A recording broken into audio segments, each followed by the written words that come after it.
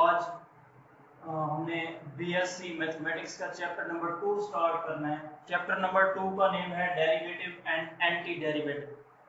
Students, आज हमने introduction यहाँ पे करना है, इंट्रोडक्शन डेरिवेटिव का। ये हमने आज हमारा जो टॉपिक है वो है इंट्रोडक्शन ऑफ डेरिवेटिव। तो स्टूडेंट्स, इंट्रोडक्शन ऑफ डेरिवेटिव से पहले कुछ चीज़ों का पता होना ज़रूरी है। हमारे पास डेरिवेटिव से पहले हमारे पास फंक्शन का पता होना ज़रूरी है। तो स्टूडेंट्स, फंक्शन क्या होता है? फंक्शन हमारे पास एक रिलेशन है दो वेरिएबल्स के दरमियान, दो हमारे पास चीज़ों के दरमियान रिलेशन है। ठीक है स्टूडेंट्स, तो फर्ज कर लेते हैं दो सेट्स के दरमियान भी रिलेशन हो सकता है। तो हम फर्ज कर लेते हैं हमारे पास दो सेट्स हैं और वो दो नॉन एम्प्टी सेट हैं। फंक्शन हम पढ़ रहे हैं फंक्शन, तो फंक्शन की डेफिनेशन देख लेते हैं। फंक्शन, हमारे पास फंक्शन क्या होता है? फंक्शन की डेफिनेशन लिख रहे हैं, let A and B two non empty set. हमारे पास ए और बी दो नॉन एम्प्टी सेट हैं। Then the relation between then the relation from A to B is F A to B। देखें स्टूडेंट्स, हमारे पास कोई दो सेट्स हैं, ए और बी, दोनों नॉन एम्प्टी सेट हैं और उन दोनों के दरमियान रिलेशन है, तो इस तरह उसको रिप्रेजेंट करेंगे। तो ये हमारे पास कहलाएगा इज कॉल्ड फंक्शन। ठीक है स्टूडेंट्स, अब हमारे पास इस फंक्शन में हमारे पास क्या होगा कि each value, each element of set ए। ठीक है स्टूडेंट्स, हर एलिमेंट सेट ए का there exists the unique image in set B। ठीक है स्टूडेंट्स, ये कहते हैं हमारे पास ए और बी दो नॉन एम्प्टी सेट हैं और उनका अगर उनका रिलेशन इस तरह हो तो ये रिलेशन हमारे पास फंक्शन कहलाएगा।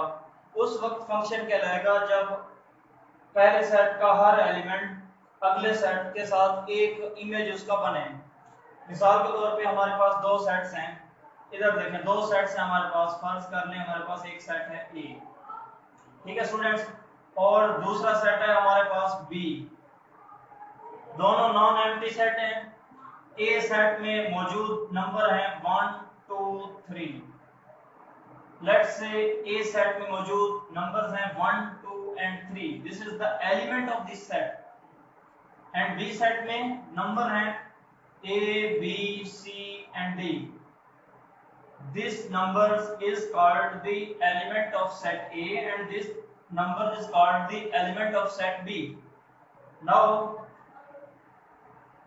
अगर हम 1 का रिलेशन देखें A के साथ हो, 2 का B के साथ हो और 3 का भी B के साथ हो, ठीक है स्टूडेंट्स, तो हमारा ये फंक्शन होगा। अब देखें इस सेट में, इस डेफिनेशन को देखें। डेफिनेशन में और भी दो नॉन एम्प्टी सेट हैं, ये हमारे पास दो नॉन एम्प्टी सेट आ गए, इनका रिलेशन है ए टू बी। हमने कहा कि ये फंक्शन है उस वक्त जब हमारा ए का ईच एलिमेंट उसका एक ही इमेज बी में बने। देखें इसका एक एलिमेंट, इसका एक से इमेज बना है, दूसरे का भी एक ही इमेज बना है, तीसरे का भी एक इमेज बना है। स्टूडेंट्स, एक बात ये आपने याद रखनी है कि सेट ए का, गौर से सुनना, ये सेट ए का एक एलिमेंट सेट बी के एक एलिमेंट से रिलेट होना चाहिए। ठीक है स्टूडेंट्स, सेट ए का एक एलिमेंट सेट बी के एक एलिमेंट से रिलेट होना चाहिए। सेट ए के दो एलिमेंट भी सेट बी के एक एलिमेंट से रिलेट हो सकते हैं, लेकिन सेट ए का एक ही एलिमेंट सेट बी के दो एलिमेंट से रिलेट नहीं हो सकता। अगर ऐसा हुआ तो वो रिलेशन होगा, फंक्शन नहीं होगा। ठीक है स्टूडेंट्स, रिलेशन और फंक्शन में डिफरेंस है कि रिलेशन हमारे पास फंक्शन हो भी सकता है, नहीं भी हो सकता। ठीक है स्टूडेंट्स, बट फंक्शन रिलेशन होता है। Every function is the relation, but every relation may और may not be a function. ठीक है स्टूडेंट, तो ये हमारे पास फंक्शन के लिए मैंने दो सेट बनाए हैं और इनको ऐसे लिखा है। स्टूडेंट्स अब यहाँ पे देखें, इसको मैं ऐसे लिख सकता हूँ, फंक्शन को 1a सेट की फॉर्म में लिख रहा हूँ और 2b एंड 3b। ठीक है स्टूडेंट्स, इसके बाद अगर मुझे इस तरह लिखना चाहूँ मैं तो लिख सकता हूँ f of 1 is equal to a। ठीक है स्टूडेंट्स, इसी तरह ये 1 a से रिलेट हो रहा है ना, ये फंक्शन 1 है, 1 के फंक्शन की वैल्यू a आ रही है। ठीक है स्टूडेंट, इसी तरह 2 को क्या लिख सकते हो, f of 2 is equal to b। इसी तरह f of 3 is equal to b। ठीक है स्टूडेंट्स, तो मैं ऐसे भी इसको लिख सकता हूँ। ये हमारे पास फंक्शन की डेफिनेशन थी और ये हमारे पास फंक्शन की मैंने एग्जांपल भी आपको दे दी है। स्टूडेंट्स अब हम चलते हैं कि फंक्शन की डोमेन क्या होती है और फंक्शन की रेंज क्या होती है।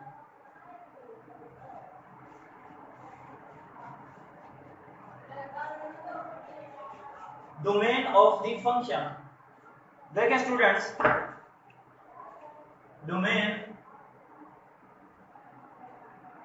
Of the function. स्टूडेंट्स हमारे पास अगर कोई फंक्शन परफॉर्म हो रहा हो तो उसमें कोई ना कोई डोमेन भी होगी और कोई ना कोई रेंज भी होती है। फॉर एग्जांपल आप गाजर का जूस निकाल रहे हैं तो इट मीन्स दैट कि आप कोई फंक्शन परफॉर्म कर रहे हैं।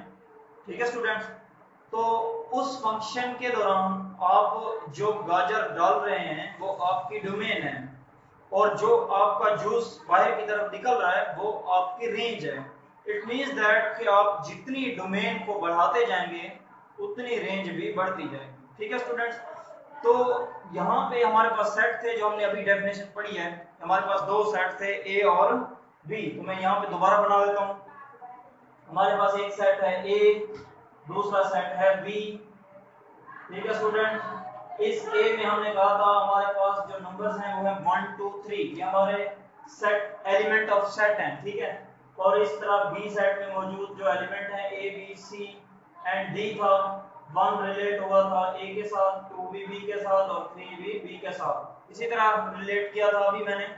तो स्टूडेंट्स हमने इसको लिखा था कि जो 1 ए और 2 बी एंड 3c। तो स्टूडेंट्स ये हमारे पास फंक्शन था, इस तरह हम इसको सेट फॉर्म में लिख सकते हैं। तो स्टूडेंट्स देखें, अगर मैं, ये हमारे पास इनपुट है, ये हमारे पास आउटपुट है, ऐसे समझ लें अंडरस्टैंड करने के लिए कि ये हमारी कोई आदमी है, उसका ये इमेज है। ठीक है, इस सेट ए में मौजूद सारों को बंदे समझ लें मतलब, और ये इनका इमेज है। ठीक है स्टूडेंट्स, अब हमारे पास पहले आदमी का इमेज ये है, दूसरे का ये है और तीसरे का भी यही है। तो जो पहले सेट में तमाम जो नंबर्स हैं ये हमारा डोमेन कहलाएगा। मींस दैट जितने आपकी डोमेन ये होगी और रेंज दूसरे सेट के वो एलिमेंट होंगे जो पहले सेट के इमेज होंगे। ठीक है स्टूडेंट्स, दोबारा सुन लें, पहले सेट के वो एलिमेंट जो दूसरे के साथ रिलेट कर रहे हैं वो सारे एलिमेंट डोमेन कहलाएंगे। ठीक है स्टूडेंट्स, तो डोमेन की डेफिनेशन क्या होगी, डोमेन ऑफ द फंक्शन की। पहले मैं डोमेन ऑफ द फंक्शन की डेफिनेशन लिख देता हूँ, फिर मैं आपको रेंज के बारे में बताता हूँ। देखिए स्टूडेंट्स, यहाँ तक उम्मीद है कि आपको समझ आ गई होगी। अब डोमेन ऑफ द फंक्शन की डेफिनेशन क्या होगी, अगर हमारे पास a function f a to b, ठीक है, हमारे पास ये फंक्शन है then the set A is called domain of the function. ठीक है स्टूडेंट्स, ये हमारा जो सेट ए होगा वो डोमेन कहलाएगा उस फंक्शन की। और हमारे पास जैसे एग्जांपल भी मैंने आपको दी थी कि ये हमारे पास एक सेट था 1 2 3 4 1 2 3 लिया था हमने, और दूसरा सेट था हमारे पास ये ए सेट था, ये बी सेट था। ठीक है स्टूडेंट्स, इसमें था A B C and D, 1 A के साथ, 2 बी के साथ एंड 3 बी के साथ रिलेट हुआ था। तो मैंने कहा था कि ये सेट ए के तमाम एलिमेंट डोमेन कहलाएंगे। It means that 1 2 3 and 1 2 3 is called domain of this function. ठीक है स्टूडेंट्स, ये फंक्शन है, इसको ऐसे लिखते हैं फंक्शन ए टू बी।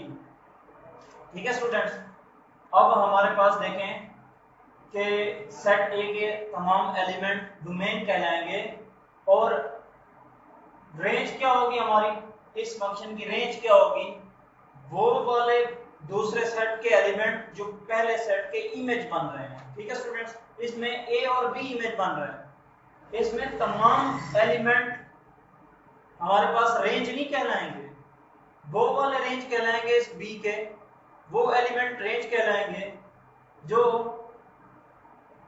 पहले सेट के इमेज होंगे। ठीक है स्टूडेंट्स, यहाँ पे इस फंक्शन के अंदर डोमेन 1 2 3 है और रेंज हमारे पास ए और बी है, क्योंकि हमारे पास ए और बी इस पहले सेट के इमेज बन रहे हैं। ठीक है स्टूडेंट्स, उम्मीद है कि आपको समझ आ गई होगी। डोमेन ऑफ द फंक्शन इसकी डेफिनेशन ये होगी, इसी तरह रेंज ऑफ द फंक्शन की क्या डेफिनेशन होगी, range of the function, range of the function की क्या डेफिनेशन होगी कि the subset of set B, ठीक है, कि बी का ऐसा subset which is image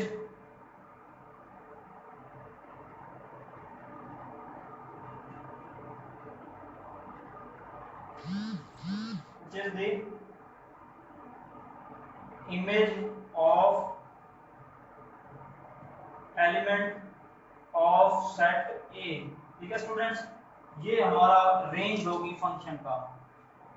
set B के वो तमाम मेंबर्स जो सेट A के एलिमेंट के, सेट A के एलिमेंट के क्या होंगे, हमारे पास इमेज होंगे, वो हमारे जो एलिमेंट हैं वो रेंज कहलाएंगे। ठीक है स्टूडेंट्स, उम्मीद है कि आपको डोमेन और रेंज के बारे में समझ आ गया होगा। अगर आपको डोमेन और रेंज के बारे में समझ आ गया है तो अब हम चलते हैं कि डेरिवेटिव क्या होता है। डियर स्टूडेंट्स, अभी मैंने आपको फंक्शन, उसकी डोमेन और उसकी रेंज के अबाउट मैंने अभी आपको बताया। अगर आपको वो चीज़ें समझ आ गई हैं तो डेरिवेटिव कोई मुश्किल नहीं है। डेरिवेटिव हमारे पास क्या है, अब हम डेरिवेटिव की डेफिनेशन पे चलते हैं कि डेरिवेटिव ऑफ अ फंक्शन, किसी फंक्शन का डेरिवेटिव क्या होता है। इसकी डेफिनेशन हम देख लेते हैं कि वो हमारे पास क्या है। लेट हमारे पास एफ ऑफ एक्स कोई फंक्शन है, एफ ऑफ एक्स जिसको आप सेकंड ईयर में पढ़ चुके हैं, y is equal to F of X. ये y is equal to F of X हम कहते हैं कि जो हमारे पास, फर्ज कर लें इस तरह का कोई रिलेशन आता है y is equal to 3x plus 2, तो ये हमारा एक फंक्शन है। इट मींस दैट y की जगह f ऑफ x पुट करूं, y is equal to f of x होता है तो f of x is equal to 3x plus 2 आ जाएगा। ठीक है स्टूडेंट्स, तो हमारे पास ये कोई फंक्शन है, ये रिलेशन भी हो सकता है, फंक्शन भी हो सकता है, और ये इसको डिटेल में मैंने एफएससी के लेक्चर में बताया। ठीक है स्टूडेंट्स, सेकंड ईयर का एफएससी का जो लेक्चर है। अब स्टूडेंट्स देखें, हमारे पास कोई फंक्शन है एफ ऑफ एक्स भी फंक्शन, कोई फंक्शन है और इस फंक्शन में हमारे पास कोई फाइनाइट वैल्यू एग्जिस्ट करती है, वो इस तरह की है, limit del x approaches to 0 f of x plus del x minus f of x over del x. Students, इस तरह का जो एक्सप्रेशन है वो हमारा डेरिवेटिव कहलाएगा। Value then this expression is called the derivative of the function. इस function का ये डेरिवेटिव है, इस तरह का जो हमारे पास एक्सप्रेशन है। ठीक है स्टूडेंट, और डेरिवेटिव को अगर हम y is equal to F of x लिखते हैं with respect to x derivative है, तो हम इसको लिख सकते हैं dy bye dx। Means that हमने y का डेरिवेटिव लिया है, तो डेरिवेटिव लिया है विद रिस्पेक्ट टू x, तो हम लिख सकते हैं dy बाय dx। ठीक है स्टूडेंट्स, ये हमने लिख दिया है। और इट मींस दैट इसको मैथमेटिकली इस तरह लिख सकते हैं dy bye dx is equal to limit del x approaches to 0 f of x plus del x minus f of x over del x, where y is any function. यहाँ पे जो y था वो एक फंक्शन है। अगर मैं इसको रेज कर दूं, ये यहाँ पे कोई फंक्शन और था, जब मैंने इसको डेरिवेटिव इस पे डेरिवेटिव अप्लाई किया है विद रिस्पेक्ट टू x, तब हमारे पास ये एक्सप्रेशन आ गया है। ठीक है स्टूडेंट, तो हम कह सकते हैं इसको ये हमारा डेरिवेटिव है। ठीक है स्टूडेंट, एक और चीज आपने याद रखनी है नोट के अंदर कि डेरिवेटिव जो है वो हमें देता है स्लोप किसी टेंजेंट लाइन का किसी एट पॉइंट p पे। ठीक है स्टूडेंट्स, इसके जो अगला लेक्चर है उसमें हमने डेरिवेटिव की ज्योमेट्रिकल इंटरप्रिटेशन करेंगे, तो उसमें आपको पता चल जाएगा कि हमें कैसे जो डेरिवेटिव है वो स्लोप देता है टेंजेंट लाइन का किसी पॉइंट p पे। ठीक है स्टूडेंट, तो अभी तक का हमारा जो लेक्चर है आज का कंप्लीट हुआ। तो स्टूडेंट्स, उम्मीद है कि आपको ये लेक्चर अच्छे तरीके से समझ आया होगा। ठीक है स्टूडेंट्स, इसमें किसी तरह का सवाल हो तो आप कमेंट करें, हमें नेक्स्ट लेक्चर में मिलेंगे। तब तक के लिए अल्लाह हाफ़िज़।